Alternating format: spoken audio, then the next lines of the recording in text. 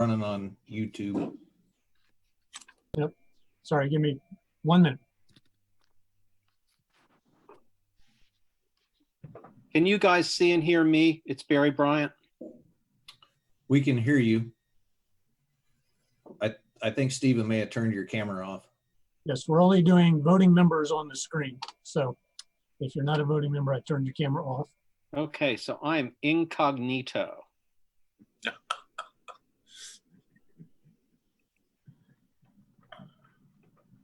Anthony, did I spell your name right on the screen?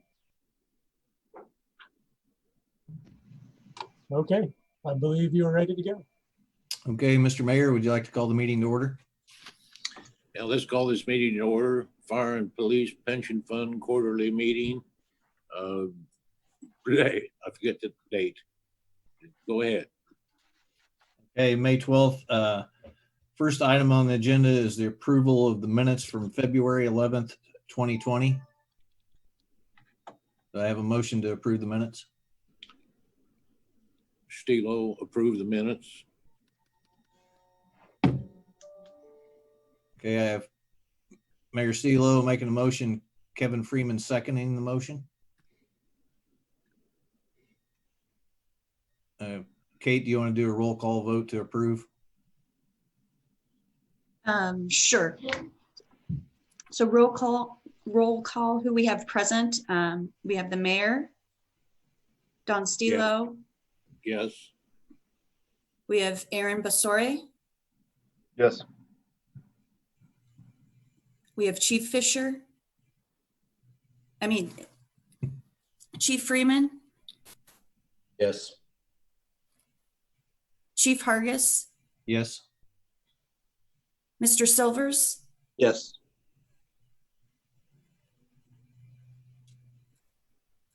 Anthony Bologna. Is he a voting member? Yes. Okay.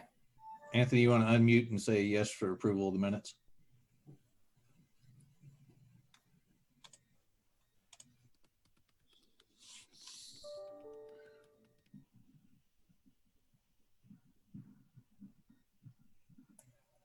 Yes. Great, thank you. And I believe Mike Fisher is out. Yes, he won't be here today. Okay. Okay, we'll move on to item number 3 on the agenda. The current market and fund performance review by Barry Bryant. And Barry, if I'll put the documents up on the screen if you want to direct me on which page we need to be at. So let's put up our performance book. Go to page 4, as we usually do, and I'm going to talk while you're doing that because the beginning stuff I'm going to say is not in the book. I've added a little section about COVID to my overview because the markets are trading on it both in a short-term and a long-term basis, and in the investment world. There's just a huge amount of discussion. I mean, we are listening to one conference call after another from various and sundry experts with big degrees from big institutions on almost a daily basis. I'm going to leave you just with 2 or 3 basic thoughts. The first thought is, I think we are following what I'm going to call the Swedish model. Sweden alone in the countries of Europe basically said, we're going to protect our most vulnerable people and we're not going to close down. So Sweden's not closed down. They are practicing some social distancing. They're not, I don't think, doing big stadium sporting events and things like that, but they haven't closed down anything. They have followed the path of, we're just going to let everybody get infected, and we're going to try to protect the people who are most likely to die if they become infected. The opposite end of that spectrum is China, which basically just locked the whole economy down, did a lot of testing, did a lot of tracing, and then when everything died down, opened things back up.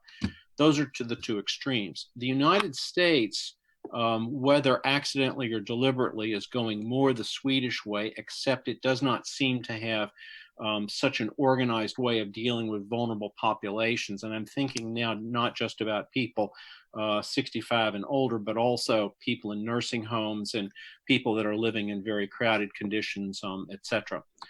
And what I think is going to happen is that we are going to have flare-ups. The flare-ups are going to be something that we haven't really faced in many parts of the country. I don't think this is real to a lot of people. And we'll see how people deal with it, whether or not they're willing to just accept the elevated death rates, or whether they're going to just move ahead. As one woman that was standing in line and couple from me, fortunately she was a couple from me at a grocery store, there's nothing you can do, and if you get it, you get it, and if you die, you die. I mean, kind of like that. So we'll see how that goes, but I think that's what's going to play out. And if it is another leg down in terms of our perception of it, that will probably not be good for the stock market, but I'm going to talk about where the market is in a second. Point number two, from all of the various things that we've read, I've gotten a little more optimistic about finding treatments and finding a vaccine. A lot of work is being done, much of it in the private sector. Particularly the Bill and Melinda Gates Foundation has been working on the whole global pandemic problem literally for decades.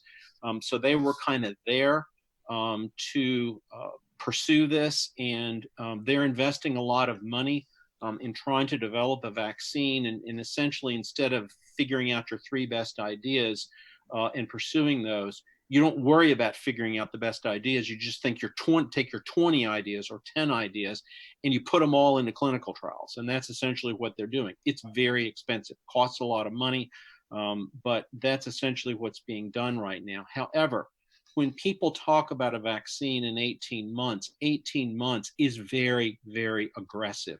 It is basically a best case scenario, not an expected case scenario. I'm more optimistic now than I was a month ago that we may get a vaccine in 18 months, but 18 months would be incredible, because typically, unless it's rushed, you're talking 10 to 12 years, rushed 4 years. So 18 months is very, very fast. Okay, now, having said that about COVID, let's go to the economy. I don't know what's in the book on page, I don't have the book up in front of me, I have notes. I don't know what we have for the economy in the first quarter, but the most recent number that came out was an estimate for the first quarter. There's a first estimate, a second estimate, and then a final number. The estimate for the first quarter was -4, and these are government numbers. These are not, analysts' estimates, and these numbers are going to be fairly close to the final number. They get tweaked a little bit as the second estimate and the final estimate comes out. So the first quarter GDP number was -5.8%. We'll round that for my discussion to -5% to make the math easy. The second quarter, and this is an estimate because obviously the second quarter into June hasn't come out, the estimate consensus on Bloomberg is -26.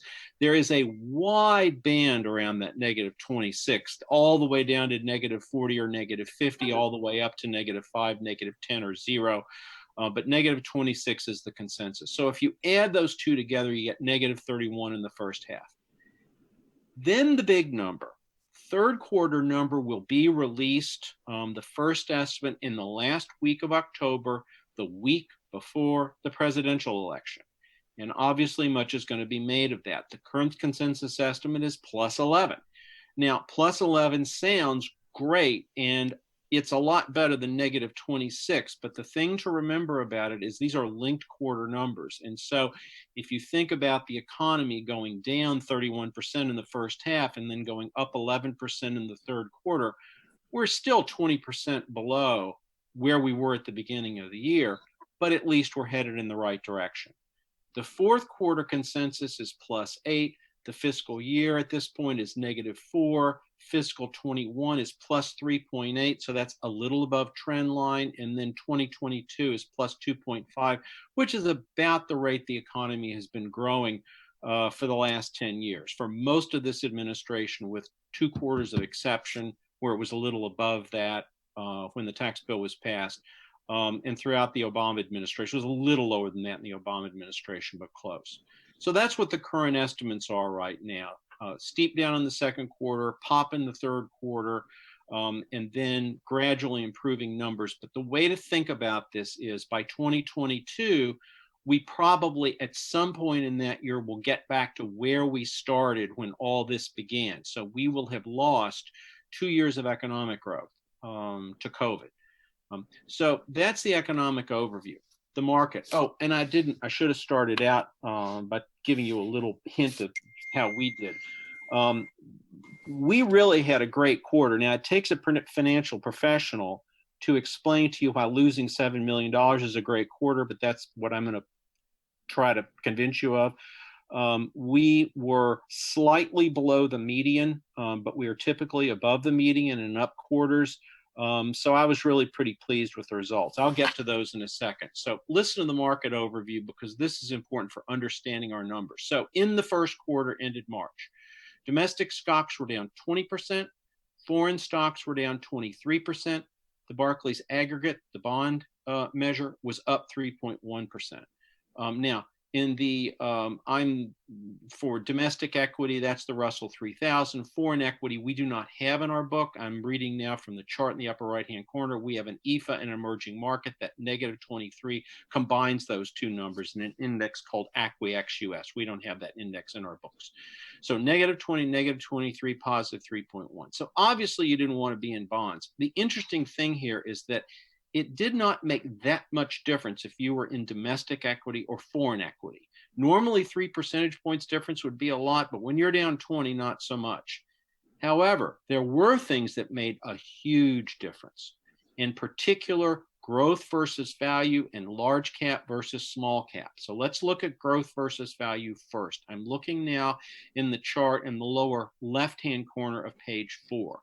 If you look at the growth stocks and the value, so we have large cap, mid cap, small cap across one indices and growth, core, and value across the other. If you look at all the growth returns across all market cap sizes and all the value returns over all the value cap, there's a huge disparity. In large cap, growth was down 14%, value was in 26%. So if you were overweighted in value, which a lot of people were, that would kill your returns. We were not. We are all in core. So that did not hurt us.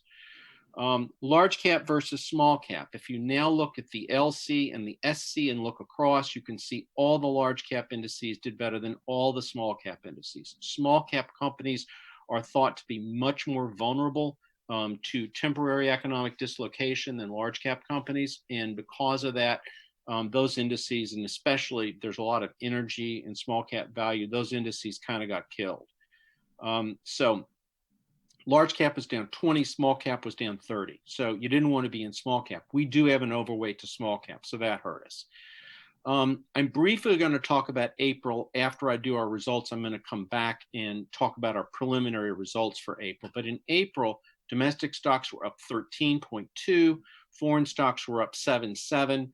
And so it did help to be in domestic stocks, in the month of April. The Barclays aggregate was also up 1.8. So April was a nice pop. It erased some, but certainly not all of our losses. Now, where we are right now, domestic large cap stocks are now trading, believe it or not, slightly above their long-term average on a PE basis. That means that if you buy a stock and you pay $1 for it in this index, you're buying earnings slightly more expensive than the long-term average, obviously a lot cheaper than it was before all this.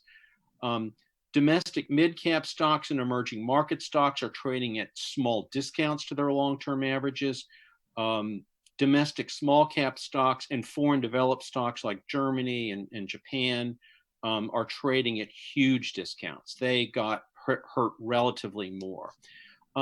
What most professionals think about the market right now, well, let me go and do let me do our returns and I'll do April and then I'll tell you about where the market is right now. Well, let me do our returns first. So let's turn now to, and I'm going to have to get out my report to know which page to send you to.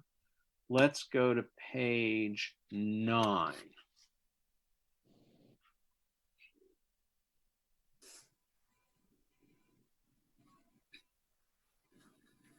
Okay, everybody there? Page 9.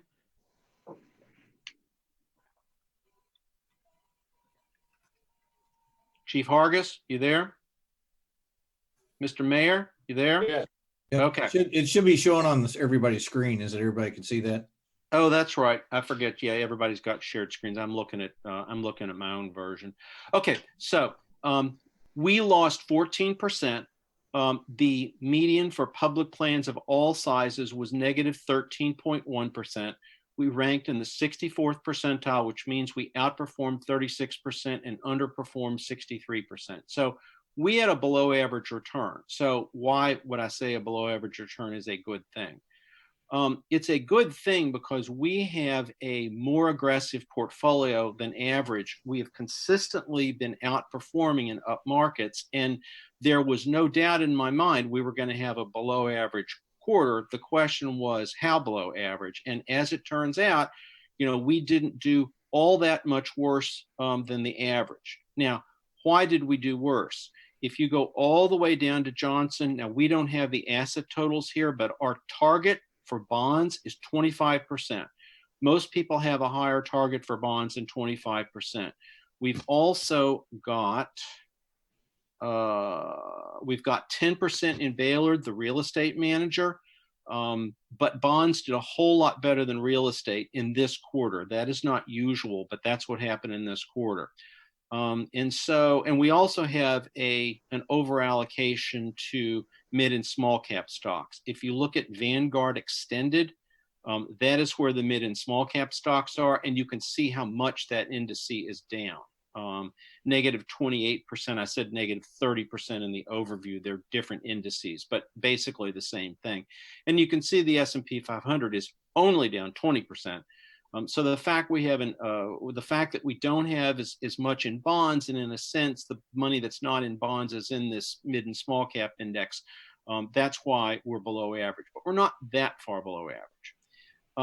One huge positive. I wish Steve Beamer were here because he was one of the ones, and I don't remember the rest of the discussion, but I'm talking Johnson now. When we interviewed the managers, we had a more aggressive manager and a more conservative manager, and Steve and perhaps other people as well said, these are bonds, we want safety, let's pick the conservative manager, and we did. Johnson outperformed the bond benchmark. That's the last manager, 4.1 to 3.1, and ranked in the 11th percentile. Hugely helpful. The reason that is so unusual is that most bond managers, to beat that benchmark, take risk primarily by investing more in corporates and less in governments. Corporates underperformed, governments outperformed. Most bond managers relative to the benchmark did not have good quarters. Johnson was an exception, and that helped cushion this for us. And Baylord also beat its benchmark. So the two places we have active management, they did well. So that's how we did in that quarter. Now, I had Kate, I sent to her this morning, and I'm sorry it came so late, but it came to me late too, because this is an April prelim. And it's our numbers for the month of April through April 30th. We don't have the Baylord numbers, but our return in the quarter was 7.4%. That relative to what else I've seen is a pretty good snapback. It does include Baylord. So when the Baylord numbers get through, we only get Baylord numbers quarterly. We'll probably have, I don't know, something like +8. Fiscal year to date, we're down 1.8, and obviously that's not good, but relatively speaking, I think it's going to be a pretty good number. You remember in the fourth quarter, we had a 6.8% return and ranked in the 6th percentile. Fourth quarter was a roaring bull market quarter. So when the market's up, we, participate more than most. This is the other side of that. When the market goes down, we're also going to participate in that downside a little more than most. And we just hope on balance we do better over time. But I think this quarter indicates that we are likely to do so.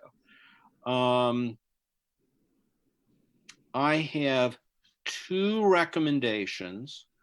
One recommendation is that we have this investment in Baylord, and we're now 11.7% in Baylord. The target's 10. So we are over allocated. In other respects, we're right on top of our targets. We're just a little over allocated in Baylord. I'd rather not sell stuff in Baylord if I don't have to. So what I would like to do, I don't think we're taking dividend distributions. They give a dividend every quarter. We can either have that dividend automatically reinvested, or we can take a distribution, which basically means they wire it to the custodial bank. If we take that distribution, it will help reduce the amount of money we have in Baylord over time closer to the target, and will also help replenish our cash a little bit. We're still we still are cash flow negative. We're taking money out to pay benefits, but this will reduce the extent to which we have to do that. I don't think it'll eliminate it, but it will reduce it. If you agree with that, I'll send instructions to Chief Hargis on how to go about instituting that. And I'm assuming, I don't think we're taking distributions down. I'm not 100% sure. And I wasn't able to contact them this morning. They're in California, so they're an earlier time than we are, but I think that's the case. The other thing I want to do, and I don't think this requires a board motion, but I always like to tell you if I can. We have $120,000 in the cash account. We want to keep $300,000 in it at all times to try to keep from getting overdrawn when we have to pay benefits. So I'd like to raise $200,000 from the Vanguard Large Cap Fund to do that. So those are the two things that I would like to do. Take dividend distributions from Baylord for the foreseeable future until we change it back again, and raise $200,000 from the Vanguard Large Cap Fund to pay expenses. And with that, I am finished with my presentation. I'm happy to take questions. Does anybody have any questions for Barry?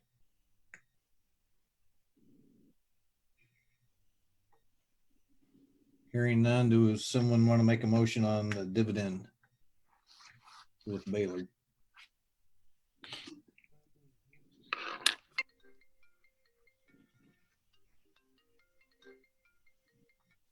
So just so I'm understanding, Barry, the motion would be that the board approves taking the dividend and putting it into the cash flow account. Is that correct? Yes, putting in the cash account. So Baylord would basically, instead of taking the money and automatically reinvesting it, they would just send the money to the bank, to U.S. Bank, and that money would then be available to pay expenses and benefits. And then over time, that would slowly re-weight Baylord down to where we want it to be. It depends on how well Baylord does relative to the fixed income allocation. It might be enough to bring Baylord back to 10%, or it might be enough to slow its increase. We have to see. But it would move it in the right direction. Okay. I'll make the motion that we reallocate the Baylord dividend to the cash account. I have a motion by Chief Freeman. Do we have a second? No second. A second by David Silvers. Kate, could you call a roll call vote, please? Yes. Chief Freeman made the allocation. And I believe it was David Silvers seconded the motion. Is that correct? Yes. Okay.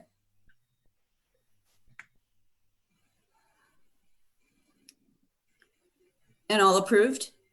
You need to call each individual board member. Oh, each individual. Yes. Anthony, do you agree? Yes. Okay. Mr. Mayor, do you agree? Yes. And Chief Hargis, do you agree? Yes.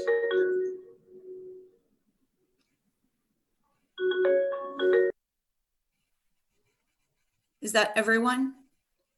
Did I miss anyone? Missed me. Yes. Oh, I'm sorry, Aaron. No problem. You agree? Yes. Okay, great. Thank you. Miss me. Oh, and David Silvers. Do you Yes. agree? Okay. Thank you.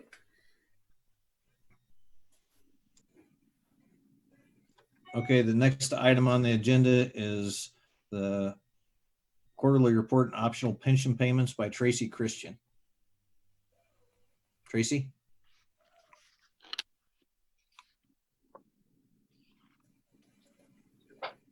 Okay.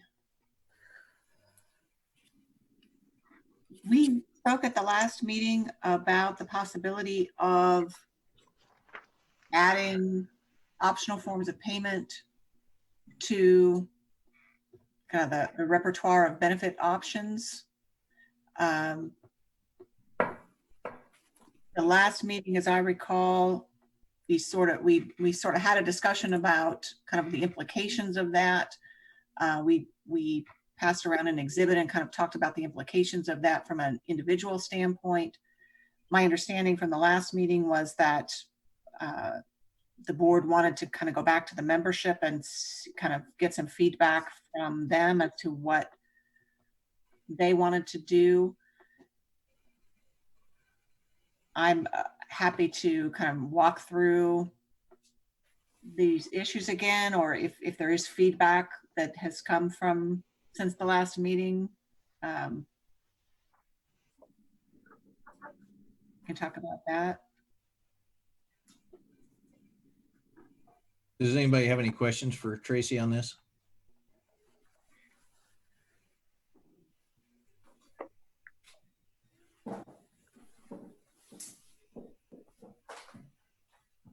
Is everybody in agreement that we move forward on this with the partial lump sum option being 25% as the max? Any discussion on that?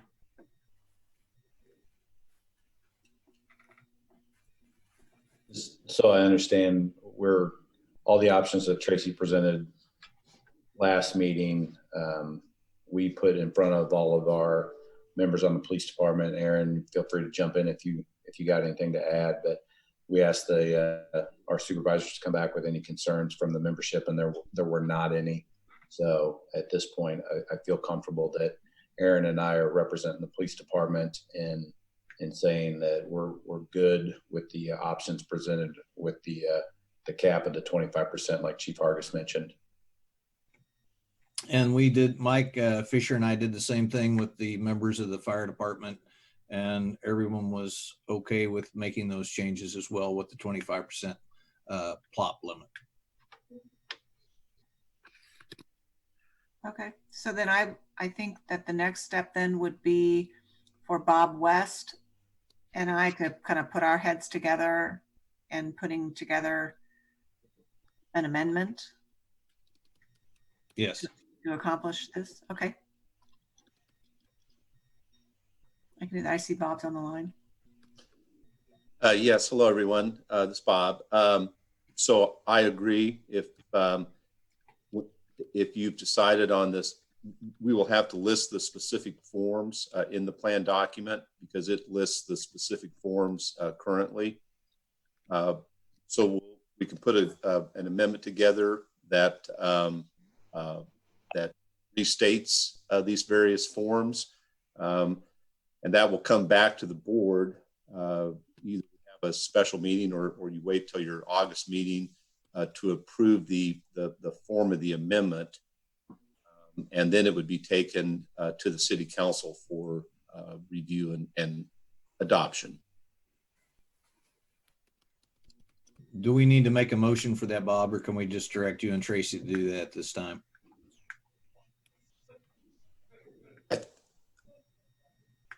I think if you just direct us to prepare the amendment with the forms, the additional forms that you're wanting to see, that would be sufficient because again, you'll have to take formal action on the amendment itself. So nothing really happens until you see the amendment. So.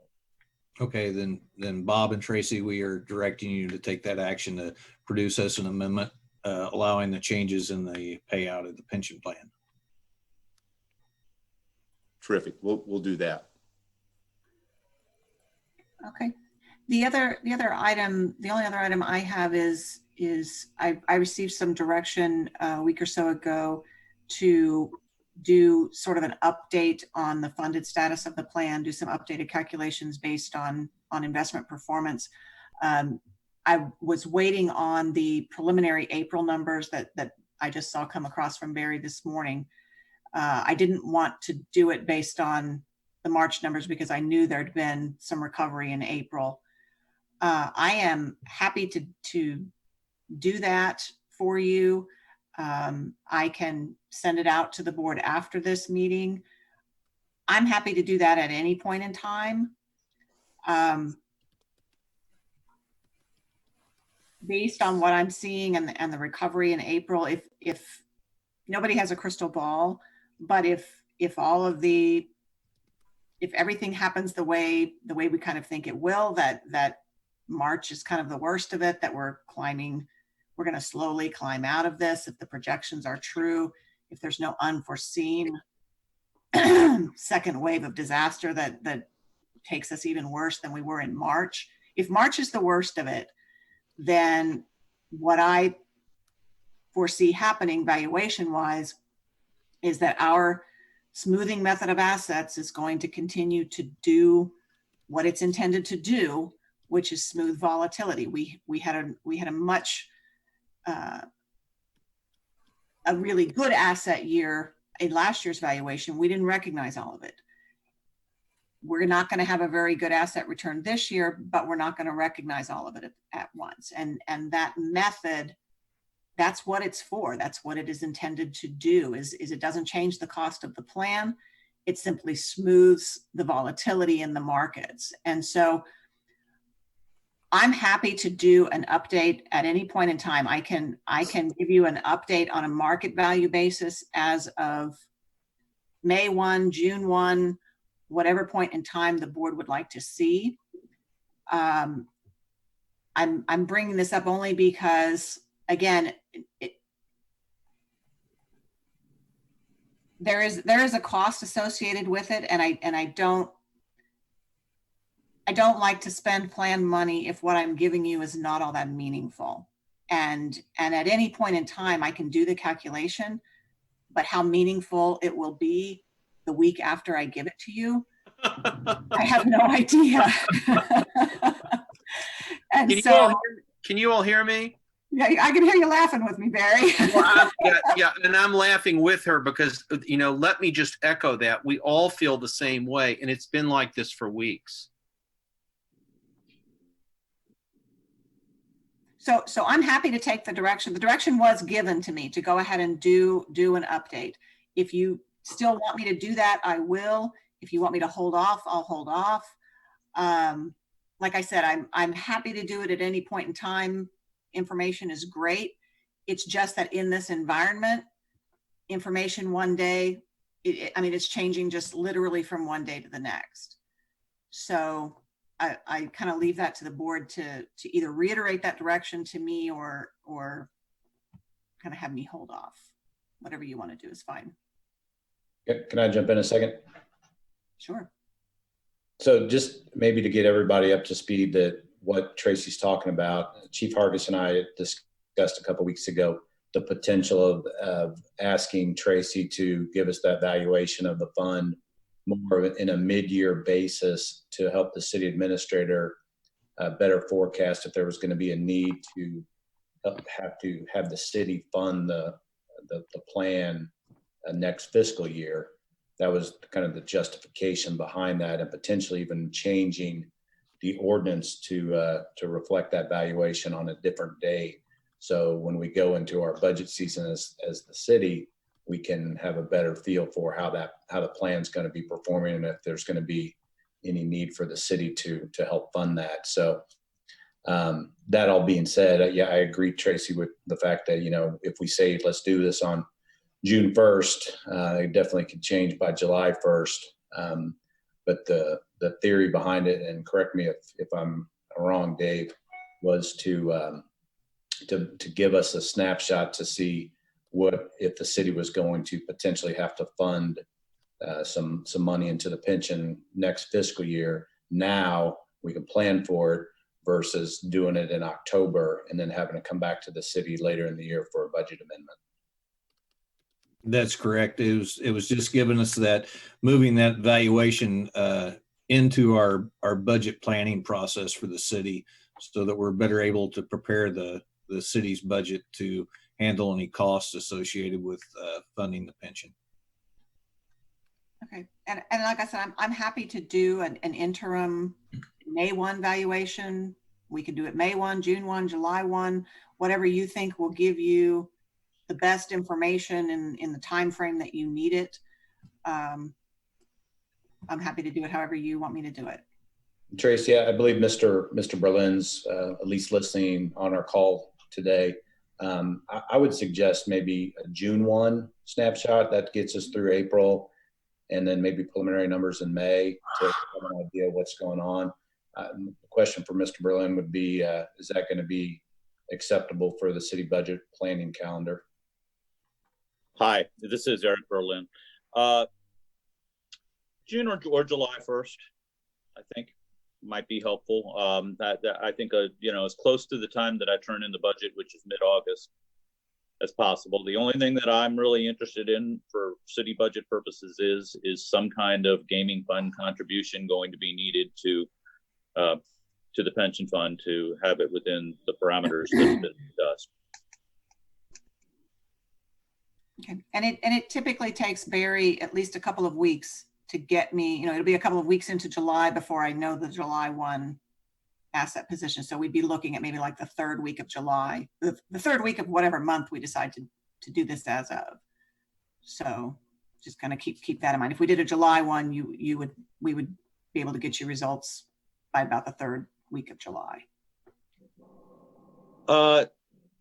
Yeah, I actually think that would work. And that would give us the most up-to-date information as opposed to using a June 1st evaluation. So I would be okay with July 1st. Okay. Tracy, are you good with that, or do we need a board consensus to ask you to do that since we're spending fund money? I don't know, Bob, do we need a motion to do this small study? I think the fee I think we're talking about is maybe $800 to $1,200. I don't know if that requires a motion or not.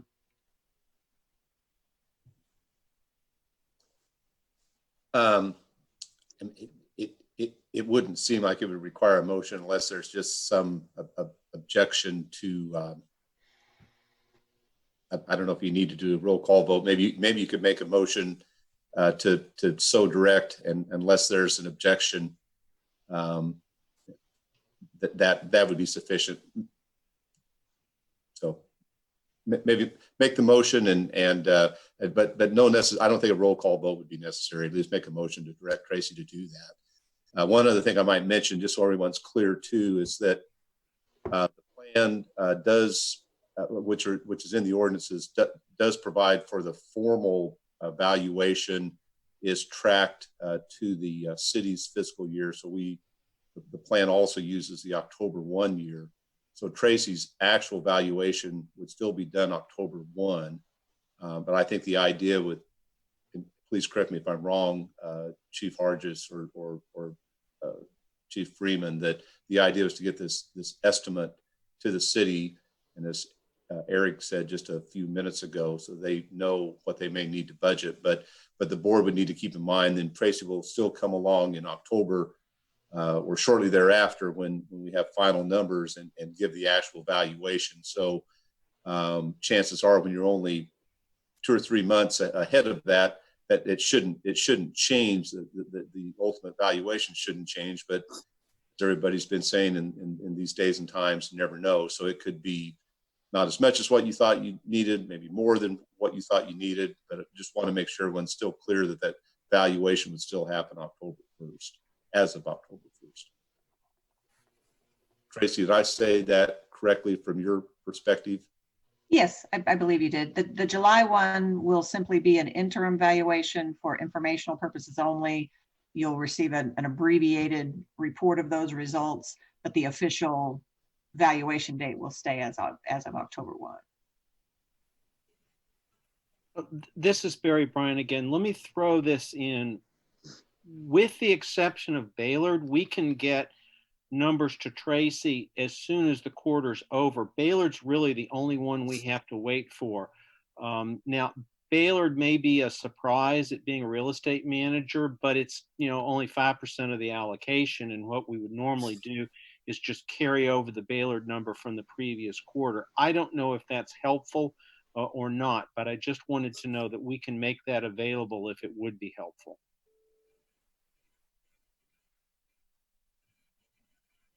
Okay, is there any other discussion on this? If not, I'll make a motion that Tracy move forward with providing us a July 1st evaluation for informational purposes dealing with the city budget. Is there anyone who's opposed to this? Okay, Tracy, do you have anything else?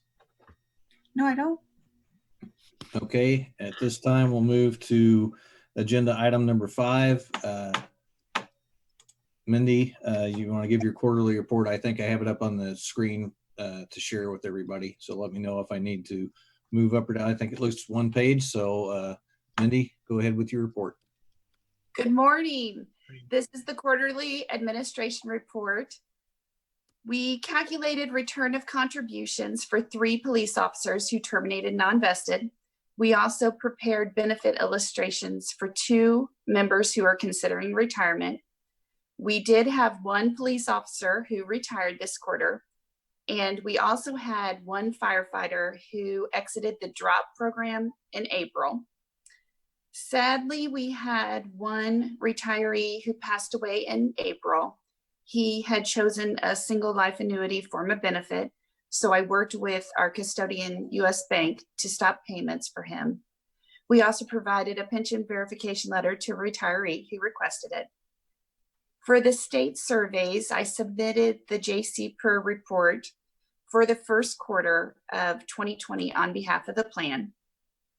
For benefits paid during this quarter, in February, we paid out $237,000. In March, $247,000. And in April, $467,000. Now I want to explain April. You see the large increase there. In April, we had the drop payout that went out. And then we also had 2 return of contributions that went out in April as well. Now, going forward, our monthly payments will be right around $243,000 every month until our next retirement. For contributions for the quarter, city was right under 91,000, and for the employees were 41,000. This concludes the quarterly administration report. Let me know if you have any questions. Does anybody have any questions for Mindy? Okay, thank you, Mindy. Moving to item number 6 on the agenda, legal report from Bob West. Bob, you want to give your report? Certainly, sorry for the delay getting unmuted and re-videoed. Not a whole lot to add to my report. We've been talking about the issues that I've been asked to look at in the last few weeks and that have come up.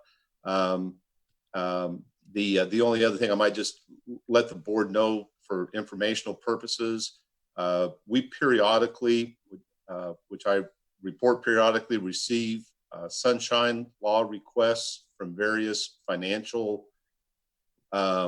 research type entities, financial news type entities, as to what types of investments that the plan is invested in. So we recently received a report just in the last couple of weeks that's been responded to. Technically we have 3 days to get that information back to anyone that requests documents or information from the plan.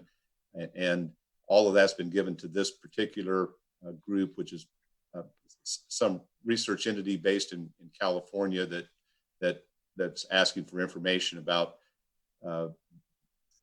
various types of investments along the lines of a Baylord or other hedge funds or many things that the plan is not invested in, with the exception of the Baylord REIT. So I coordinated with Barry and his team at Dayhab. Publicly want to thank him and his team. They were very responsive, which helped us greatly in being timely in our response to get back the information that was requested. So other than that, no further, nothing further from my end. Okay, does anybody have any questions for Bob? Okay, hearing none. Item 7 on the agenda is other comments or business. Does anyone have any other comments or business to bring up at this time? This is Barry Bryant. I just wanted to say one thing. My wife asked me a couple of days ago, if I missed traveling. And of course, my first thought was, who misses getting up at 4:30 and getting on an airplane? But I have to tell you, I really miss seeing everybody. You don't miss things until you don't have them anymore. But a big part of me wishes I was, there at the usual quarterly meeting. Well, maybe next time we can have our meeting in person again. Any other comments or business at this time? Mr. Mayor, would you like to make a motion for adjournment?